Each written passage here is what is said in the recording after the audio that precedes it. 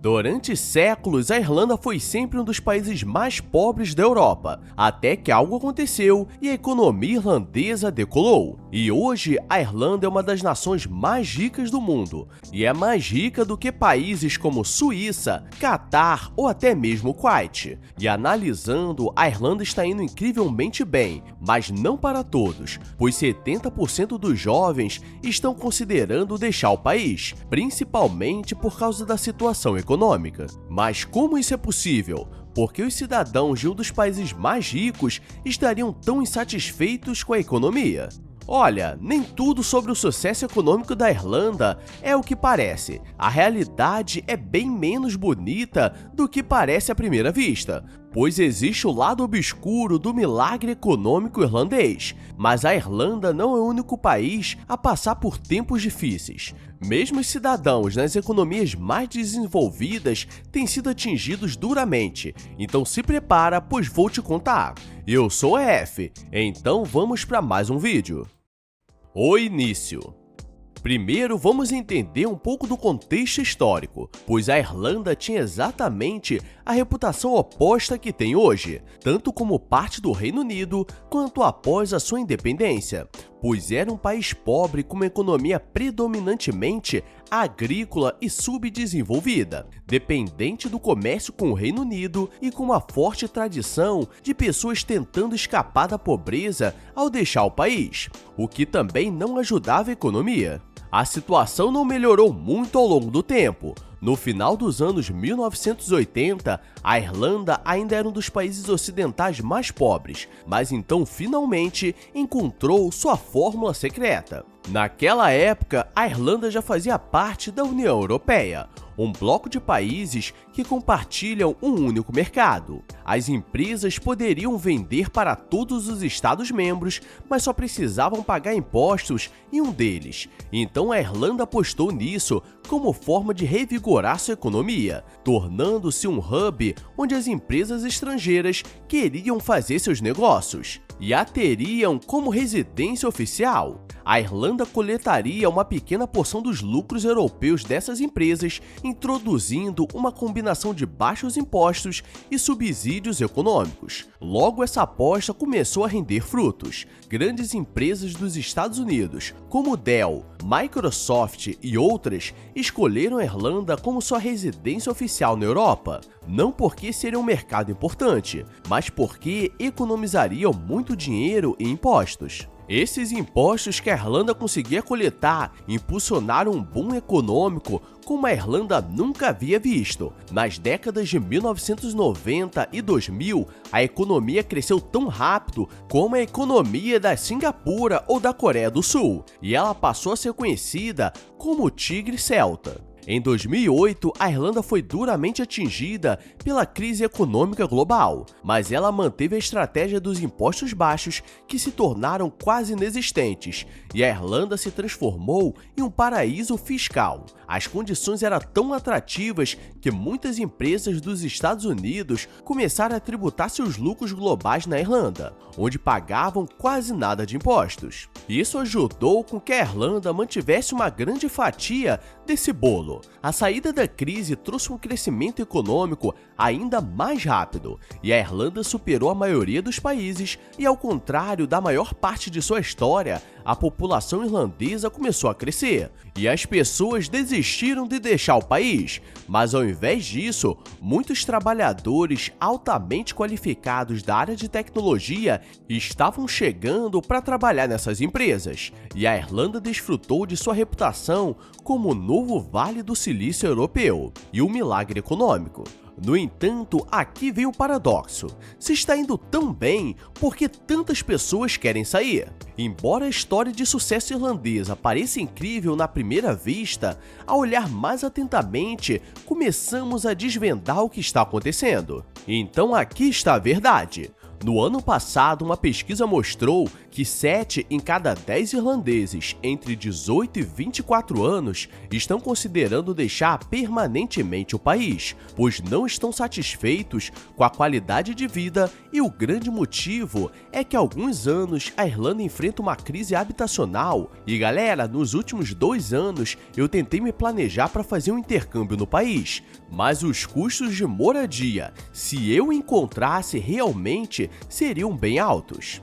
Essa questão é que a Irlanda possui uma combinação particularmente problemática de políticas governamentais que dificultam muito para as construtoras desenvolverem algum tipo de habitação urbana, ao mesmo tempo que facilitam para qualquer pessoa impedir a construção. Como resultado disso, há uma grave escassez de moradias na Irlanda, o que naturalmente significa que a habitação é inacessível para a moradia das pessoas. Há um ano, apenas 851 propriedades para alugar foram listadas em todo o país, com uma população de 5 milhões de pessoas, resultando em cenas bizarras, como centenas de pessoas fazendo fila nas ruas de Dublin para ver um apartamento disponível para alugar. E apesar dessa crise habitacional ter durado vários anos, o governo não conseguiu resolver o problema. Olha, mas não se deixe enganar, a habitação é apenas um exemplo de um problema muito mais amplo. A Irlanda é de muitas maneiras um país surpreendentemente mal gerido, que falha em construir infraestrutura básica e gerir seus serviços públicos essenciais. Ao longo dos anos, a Irlanda lutou para construir estradas e infraestrutura energética, e seu sistema nacional de saúde está em uma crise perpétua, constantemente superlotado e subfinanciado, com médicos indo embora para outros países de língua inglesa. Mas claro, a Irlanda não é o único país a enfrentar esses problemas, mas há um contraste surpreendente entre o desempenho econômico da Irlanda no papel e sua realidade no terreno. Então, como é que a Irlanda tem um registro tão fantástico no papel, mas a realidade não parece corresponder a isso? Bem, a explicação desse paradoxo pode ser que a Irlanda não é realmente tão rica assim, e o suposto milagre irlandês não é realmente real. Mas relaxa, eu vou te explicar. A Irlanda tem um PIB per capita extremamente alto, que é de longe o indicador mais usado para medir o desempenho econômico de um país. E olhando apenas para esse número, a economia irlandesa parece estar muito à frente de todos os outros. No entanto, se olharmos para diferentes estatísticas, as coisas começam a parecer estranhas. Como por exemplo, a Irlanda tem um salário médio relativamente alto, mas não é tão alto quanto deveria ser, considerando seu PIB.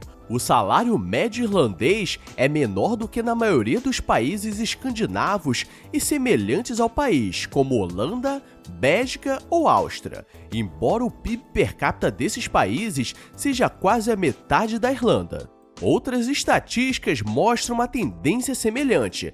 A renda disponível das famílias, que basicamente mede quanto dinheiro as pessoas têm à disposição, coloca a Irlanda em 17º lugar, abaixo da União Europeia. Em outras palavras, há uma grande discrepância entre os dados que mostram quão rica a Irlanda é e quão rica as pessoas realmente são. A grande mentira. Mas por que na prática tudo é tão diferente? Bem, de acordo com uma teoria amplamente reconhecida por muitos economistas, embora fortemente contestada pelo governo irlandês, a Irlanda não é de longe tão rica quanto parece no papel, e as estatísticas do PIB irlandês estão massivamente inflacionadas, a tal ponto que elas não refletem realmente a realidade. Isso ocorre porque o PIB da Irlanda é impulsionado principalmente por corporações globais que transferem seus lucros para o país. E como esses lucros não foram obtidos pelas empresas irlandesas, eles não entram na economia. E isso foi chamado de economia do duende, uma economia onde o PIB do país não diz absolutamente nada sobre quão rica a Irlanda realmente é, ou no caso, não é. Na realidade, a Irlanda dificilmente pode ser considerada um país rico. Em vez disso, o resultado do modelo econômico irlandês pode ser chamado de conto de duas Irlandas, uma rica e uma pobre. Embora pelo PIB a Irlanda pareça um país rico, cheio de desenvolvedores de software para o Google, essas empresas empregam apenas uma pequena fração da força de trabalho. Em vez disso, elas dependem de trabalhadores altamente qualificados que vieram para a Irlanda do exterior.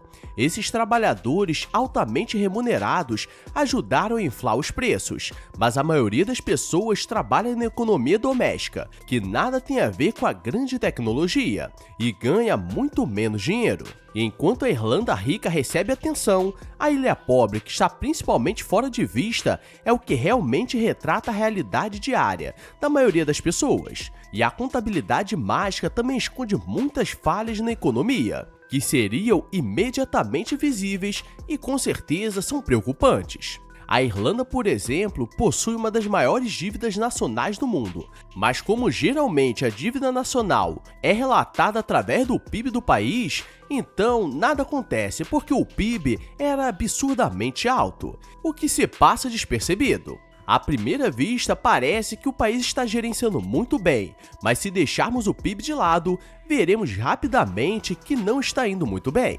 Como disse o economista Aaron Levinstein, as estatísticas são como biquínis. O que elas revelam é sugestivo, mas o que elas escondem é vital.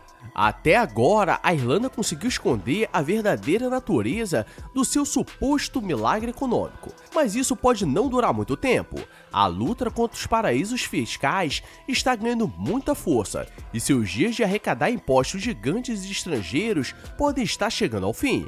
E se isso acontecer, a realidade será revelada. E acho que não vai terminar bem. E agora que você entendeu por que a Irlanda, ao mesmo tempo que é muito visada, também é muito deixada, mesmo sendo um dos países mais fáceis e baratos para estudar e investir na educação, a crise imobiliária impede a maioria de viver, pois senão precisaria lutar para não morar em ruas ou em barracas em busca de um apartamento, para dividir com 5 ou 10 pessoas. Se chegou até aqui e tem algum relato sobre a Irlanda, deixa aí nos comentários que estarei lendo e respondendo. E se curtiu, deixa aquele like e se inscreve aí. Agora vou nessa, fui!